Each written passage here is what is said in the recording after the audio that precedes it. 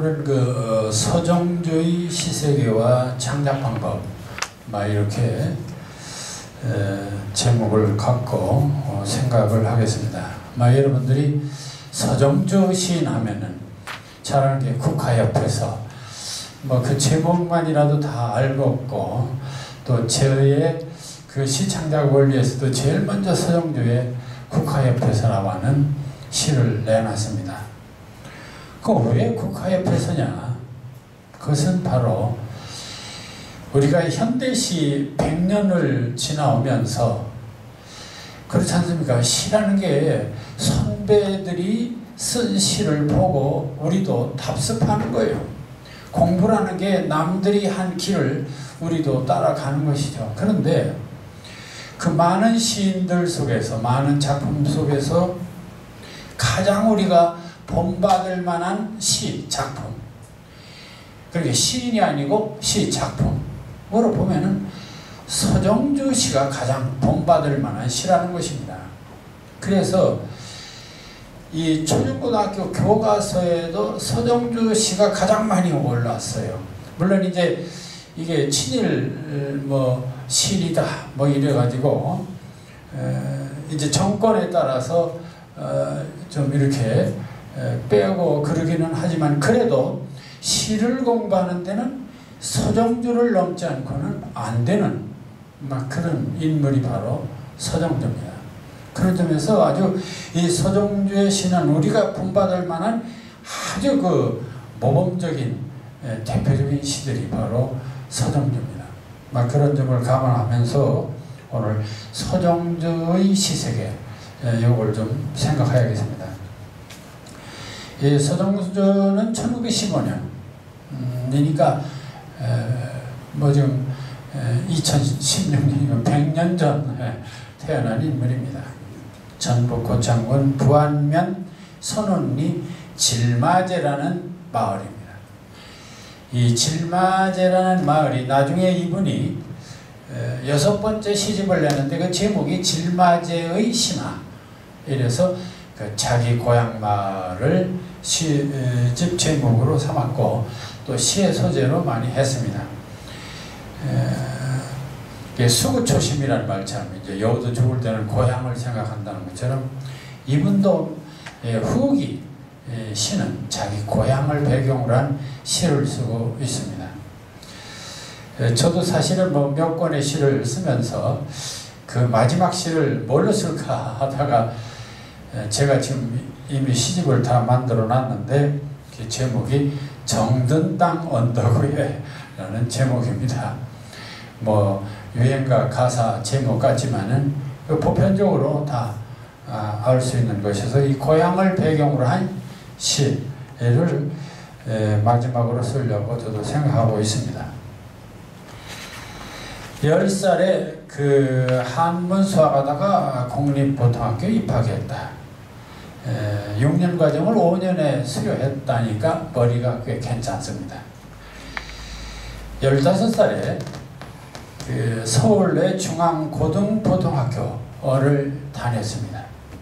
그런데 그때 그 전에 광주에서 학생 독립운동 만세 사건이 벌어졌습니다.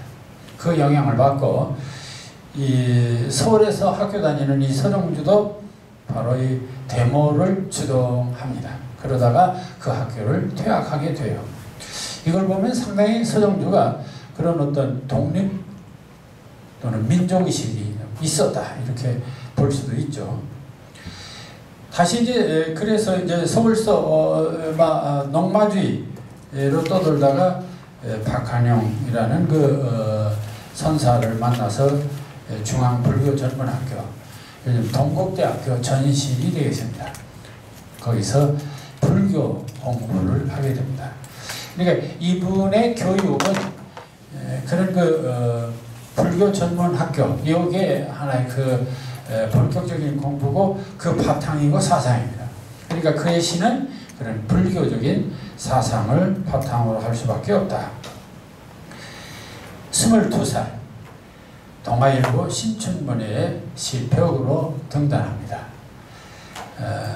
요즘은 모두 다 이렇게 나이 먹어서 시를 쓰지만은 20년대, 30년대 이 초기에는 전부 20대.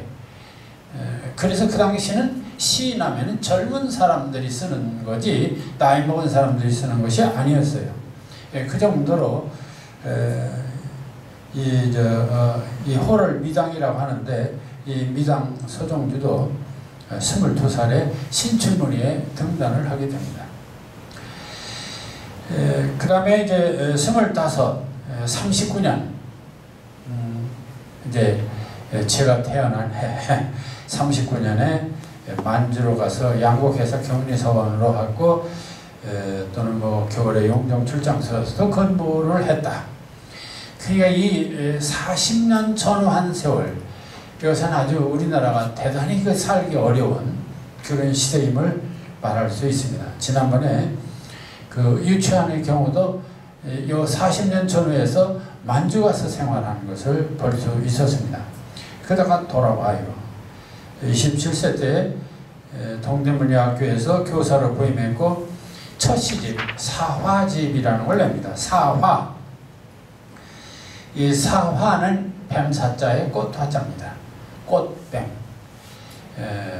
꽃뱀에 관한 것이죠. 아주 알록달록한 뱀이 있지 않습니까? 이 꽃뱀. 사화집이라고 하는 시집을 냅니다. 그 다음에 32세 때 귀촉도라는 또 시집을 냅니다. 이 귀촉도는 중국 그 이야기를 소재로 하는 건데, 그래서 동양적이다 뭐 이렇게 얘기하기도 하죠. 그런 시집을 두 번째 내고 34세 때 그러니까 이것은 광복 이후입니다. 48년에 동아일보 사회부장, 문화부장, 또 문교부 초대 예술과장 등등을 합니다. 그리고서는 이제 1949년에 그 한국문학가협회 창립과 동시에 시부 분과위원장이 됩니다. 이 한국문학가협회가 지금 말하면 한국문인협회 전신이라고 할 수가 있습니다. 근데 이게 49년에 발기돼서 50년 6.25를 거치면서 지내다가 결국은 6.25 전쟁을 통해서 한국문학가협회는 해산됩니다. 그러다가 60년대에 다시 이제 일어나죠. 그게 지금 현재 한국문인협회라는 게 그겁니다. 38세에 조선대학교 부교수로 있었고 40세에 예술원 회원이 됩니다. 아주 파격적입니다. 지금 예술원 회원이 뭐 한 10대 명 되고 있는데 우리나라에서는 가장 최고의 원로로 치죠. 예술가. 그 중에 시인, 소설가, 평론가 몇 분이 있습니다. 근데 이게 40살에 됐다. 대개 67 넘어서 되는데 예술원 회원이 됐다는 건 아주 파격적인 대우입니다. 그 다음에 41년에 자유문학상 서정주 시선을 냈고 46세 60년에 신라초라고 하는 또 시집을 냅니다. 그리고 5.16 문학상을 타고 한국문인협회 부의사장으로 또 취임을 합니다. 이제 새로 생긴 한국문인협회 부의사장이 되죠. 그러니까 한국문학단체를 대표하는 문인협회입니다. 저도 부의사장까지는 했습니다. 한국문인협회. 자, 그리고 다시 대한민국 예술원상. 5번째 시집이 동천.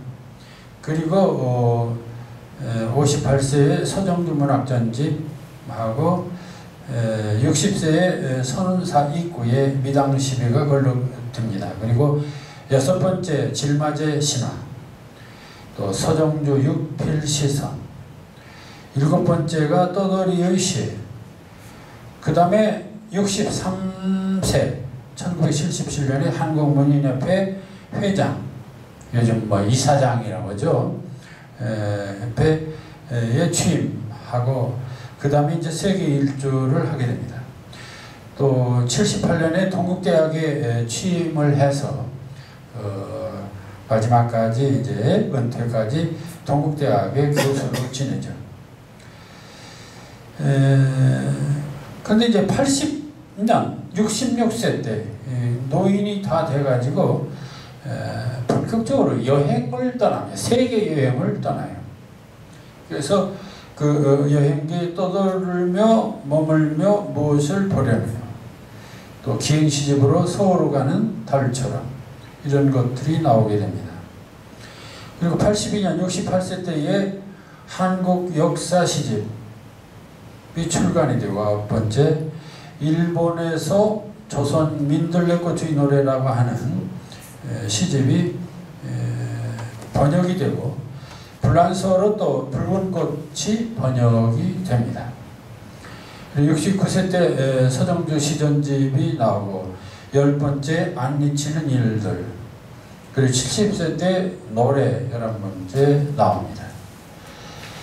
그리고 72세 때 영역 시집, 잊혀지지 않는 일들, 일본 동경에서 또 이력 시집, 프랑스에서 불력 시집, 스페인에서 스페인어 시집, 서독에서 독일어 시집.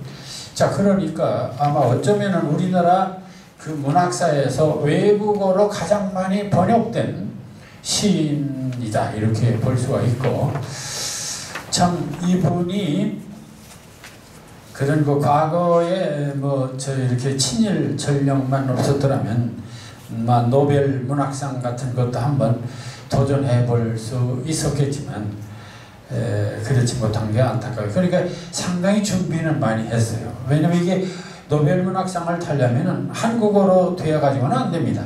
이게 전부 번역이 돼야 되는데 이 사람은 굉장히 많이 이미 번역을 했고, 그래서 세계적으로 이렇게 많이 알려진 시인이 되었습니다.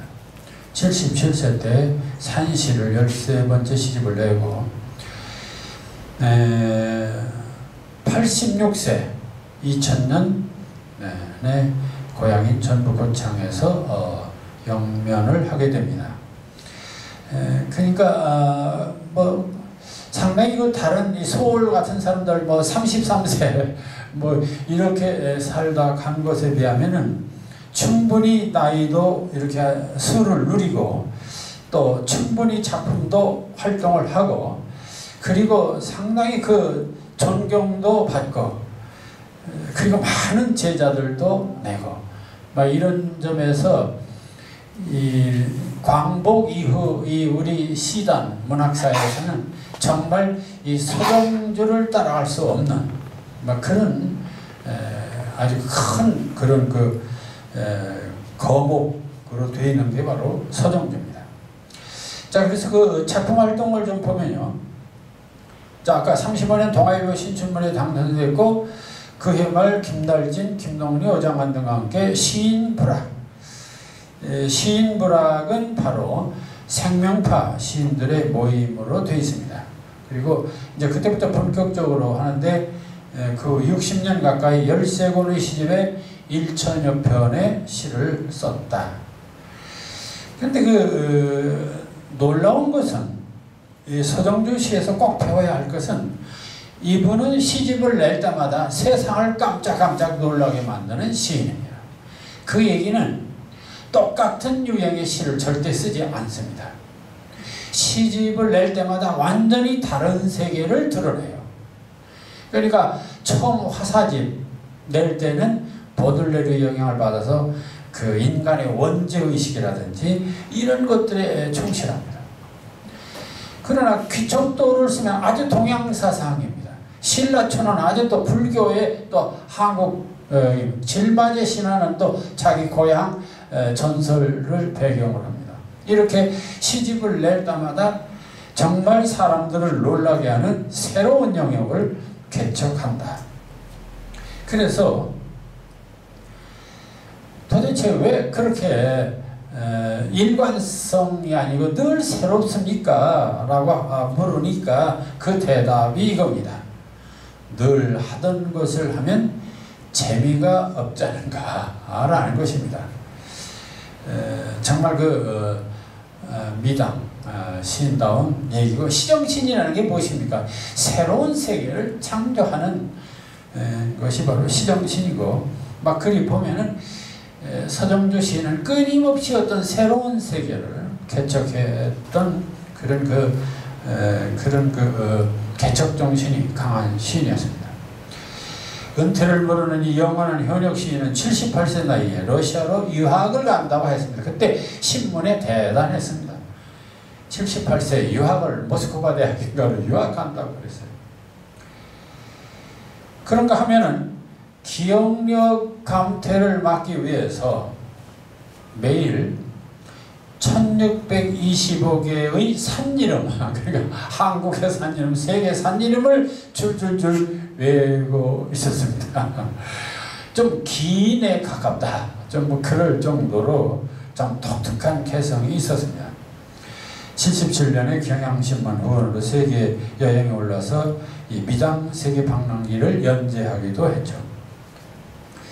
그는 30년 동안 동국대 국문과 교수로 현대문학, 일간 신춘문예, 그러니까 사실은요 1950년대에서부터 70년대까지는 우리나라 이 문단의 가장 대표적인 잡지가 현대문학밖에 없었습니다. 그러니까 현대문학의 심사위원, 추천위원, 그 서정주가 모든 시인을 다 추천했어요. 20여 년 동안 전부 다 추천을 했죠. 그러니 그 제자가 뭐 말할 수 없죠. 뿐만 아니라 정말 추천받으려면 서정주 선생님 문화에 가서 참 엎드리지 않으면 절대 등단 못했어요. 잡지가 뭐 있습니까? 그거밖에 없는데 서정주의 추천 없이는 되지를 않죠. 그 권력이란 막강한, 그게 소위 문화 권력이라는 것입니다. 막강했어요. 자, 그래서 이 서정주 사단이라는 말까지 할 정도였다. 지금도 잘 알려진 뭐 고은이라든지 박재상, 미형기, 황동규, 박재천, 홍신선, 문정희, 김종욱, 문효치, 뭐 이 지금 문효치 문인협회 회장하고 있지 않습니까? 소설가로서 조정래, 이원규, 이상문, 이영웅, 평론가의 홍기삼, 송희복, 장영우, 황종현, 박혜경 등 수많은 동국대 제자들, 그리고 또 사실 이 신춘문예 등단시키고 문단에 등단시키는 대학이 어디냐, 세 군데밖에 없었습니다. 동국대학, 경희대학, 그리고 중앙대학. 중앙대학 옛날 서라벌 예대가 있었죠. 그 세 개 대학에서 문인들 배출을 다 했어요. 나머지 고대, 연대 이건 뭐 가뭄에 콩나도 됐죠.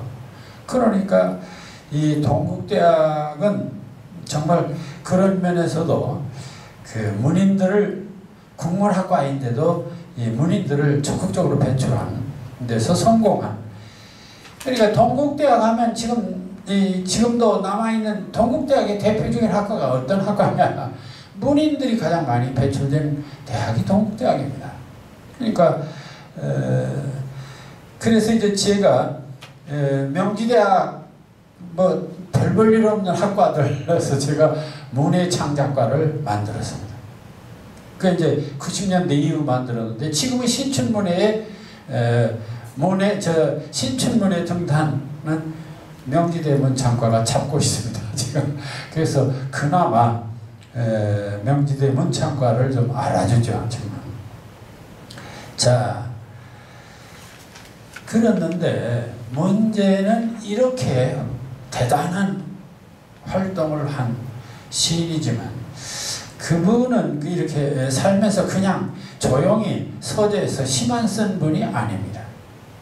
아까도 말씀드렸지만 1930년에 항일 데모하다 퇴학을 했습니다. 그러니까 상당히 친정치적인 이런 게 있습니다. 그런데 1942년 암흑기입니다. 이때는 이름을 다츠시로 시조라는 창씨 개명을 합니다. 그리고서 매일신보의 친일평론, 또 최재소의 주선으로 친일 어용 문학진 국민문학, 국민시각의 편집 일을 맡게 되면서부터 본격적으로 친일 작품을 발표하게 됩니다. 그래서 1944년 사이에 이 어용시, 그러니까 일본을 찬양하는 시, 일본 황제를 찬양하는 시, 이걸 계속 씁니다. 근데 이제 광복이 되자 이제 반공 투사로 또 앞장섭니다. 그래서 반공 해방공간 좌익계열의 조선문학가동맹에 맞서서 조선청년문학가협회, 근데 이건 유치안도 마찬가지입니다. 유치안도 좀 친일시를 좀 쓰다가 광복이 되니까 이 조선청년문학가협회에 가입해서 반공산주의 운동을 전개합니다. 1949년에 창립된 한국문학가협회 시분과위원장을 했고, 전쟁 중에는 또 문총구국대에 참여했고, 근데 이제 1960년 4.19가 터집니다. 4.19가 터지니까 그 적극적으로 이 혁명에 참여하지를 않았어요. 그래서 그때도 그만 학생들로부터 이제 비난을 받았습니다. 게다가 77년에 한국문인협회 회장직에 올랐으며 81년에 결정적인 생애에 아주 결정적인 또 약점을 보인 게 있습니다. 그게 바로 이 전두환 대통령 출마했을 때 찬조 연설을 한 게 바로 이 서정주입니다. 참 그 넓게 조용히 있을 일이었는데 이게 결정적으로 그를 그래서 이 회절신으로 낙인찍히는 막 그런 게 있습니다. 그래서 지금도 이제 이분의 고향에 서정주 신문학관이 있습니다. 그래서 그 화려한 정말 뛰어난 시도 있는가 하면 그 옆에다가 친일 시도 거기다가 같이 이렇게 게재를 해놨어요.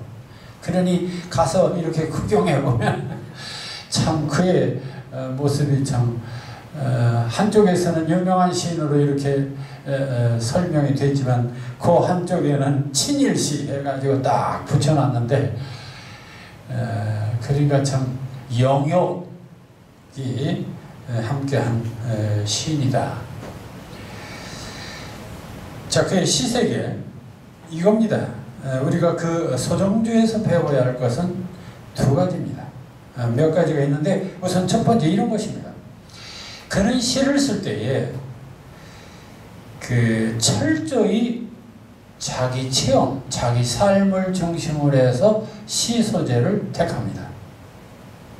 그런데 그 소재를 그냥 설명하지 않고 반드시 이미지를 통해서 드러냅니다. 이게 서정주 씨의 창작 기법입니다. 비밀입니다. 그러니까 그의 시는 참 읽어보면 재미도 있어요. 그 뭔가 생경한 게 없고 상당히 우리들 그 역사와 삶 속에 가까운 소재들입니다. 그런데 그 소재가 아주 신선한 이미지를 통해서 드러나고 있습니다. 아주 천재적이에요, 그게. 그래서 한마디로 말해서 서정주 씨는 이미지와 체험, 자기 삶을 소재로 해서 그걸 이미지로 드러낸다.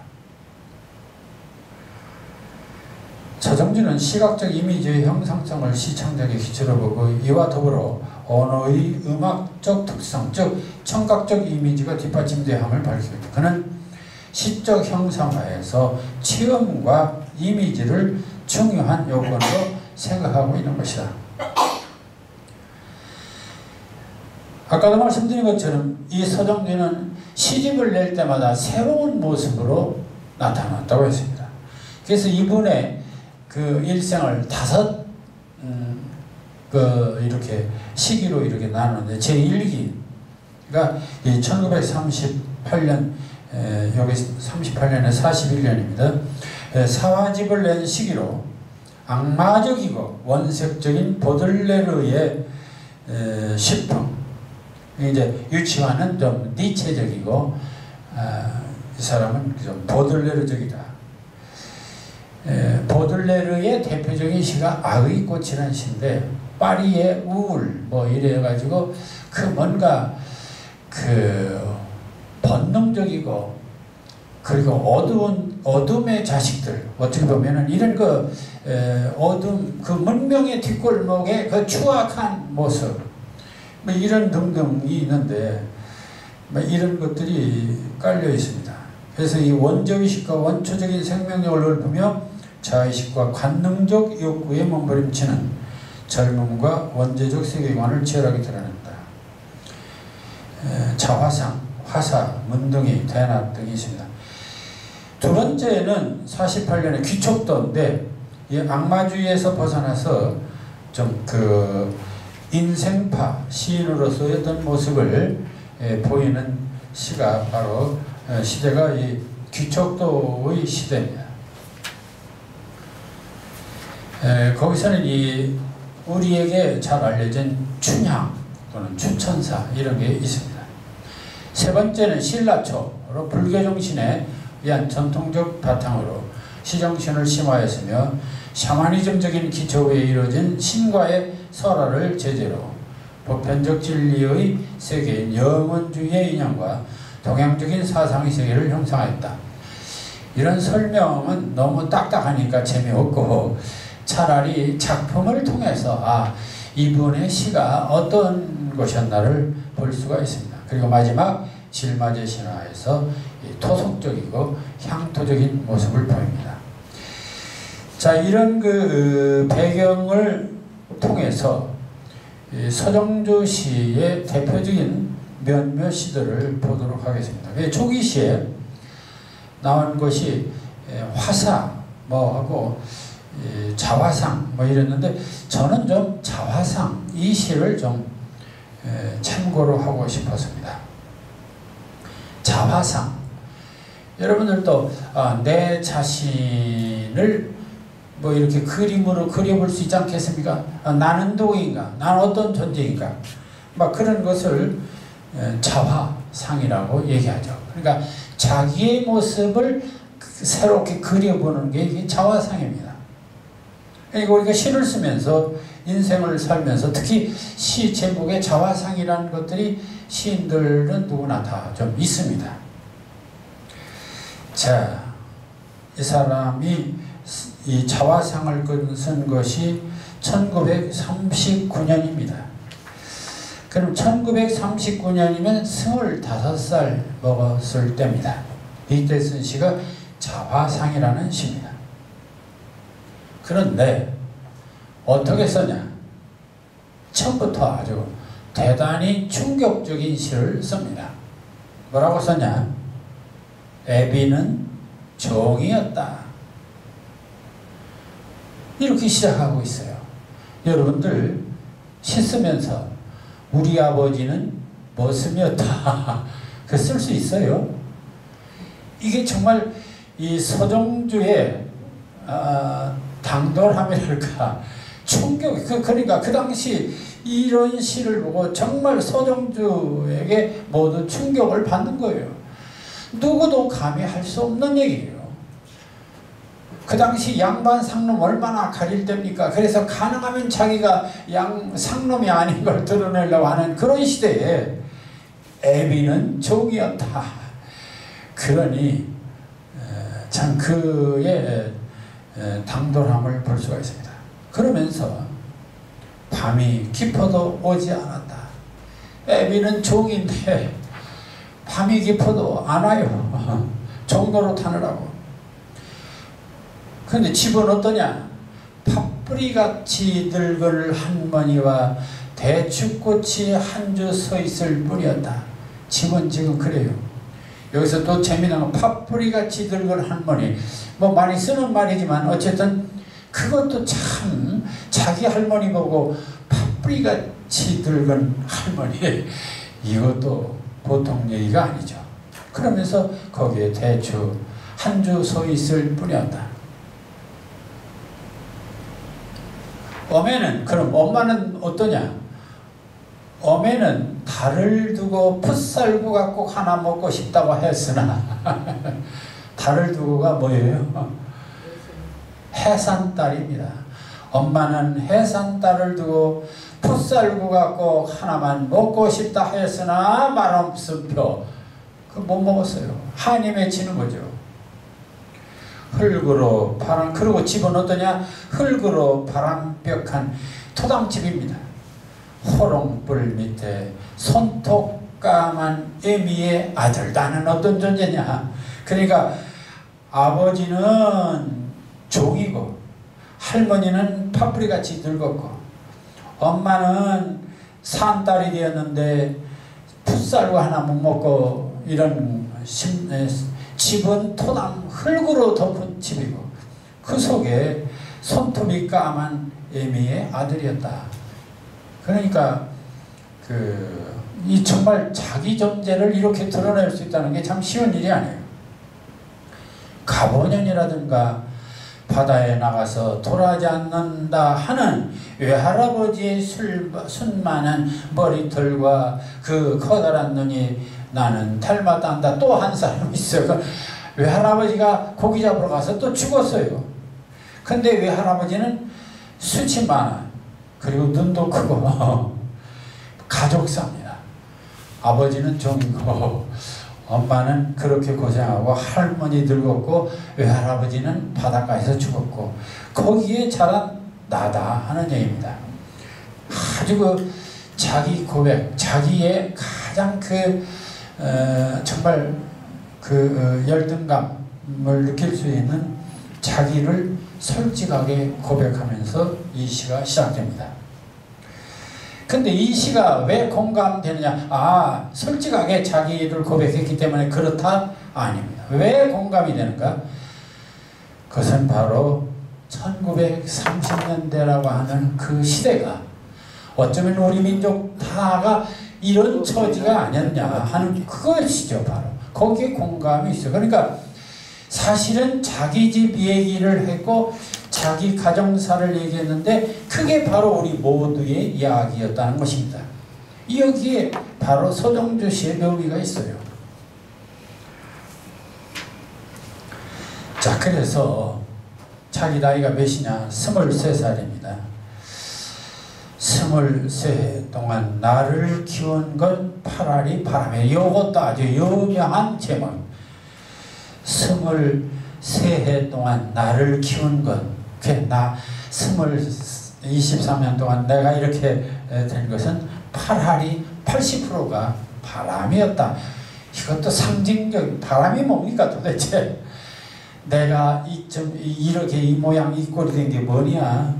80%가 바람 때문이다. 아주 상징적입니다. 은유죠. 바람이요.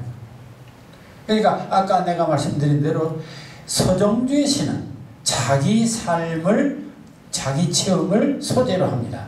그런데 그 소재를 독특한 이미지로 팥뿌리 같은 할머니, 그 다음에 여기 나오는 것처럼 파라리 바람, 이게 다 이게 이미지죠.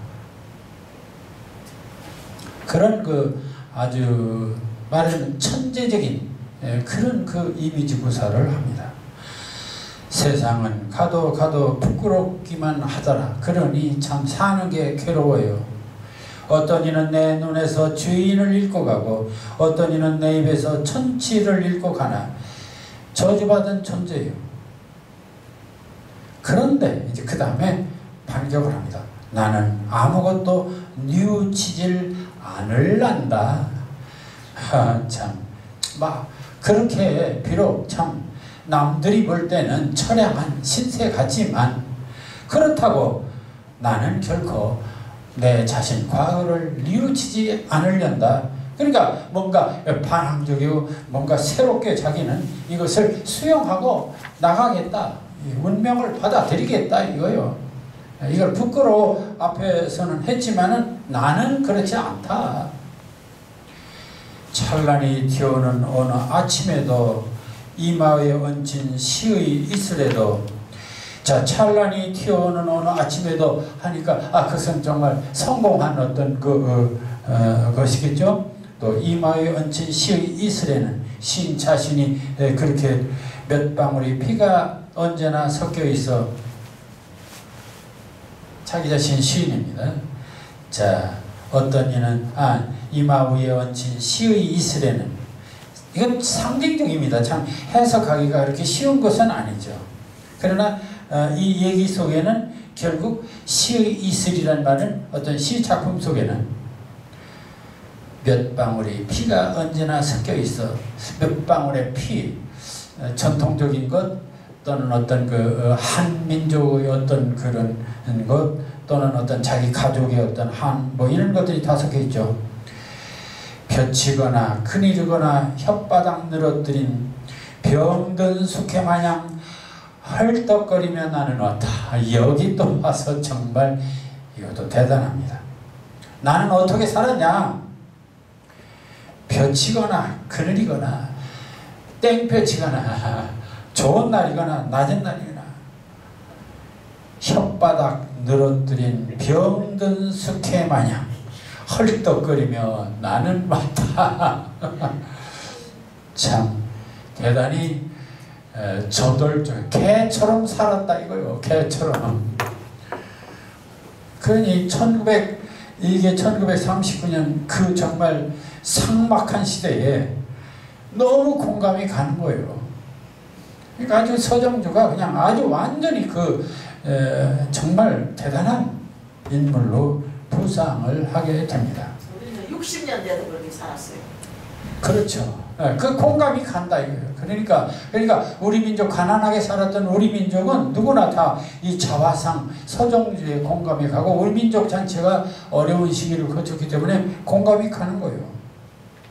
이렇게 서정주는 자기 체험을 썼지만 그것을 신선한 이미지로 썼고 또 모든 한국인이 공감할 수 있는 그런 시를 썼습니다. 자.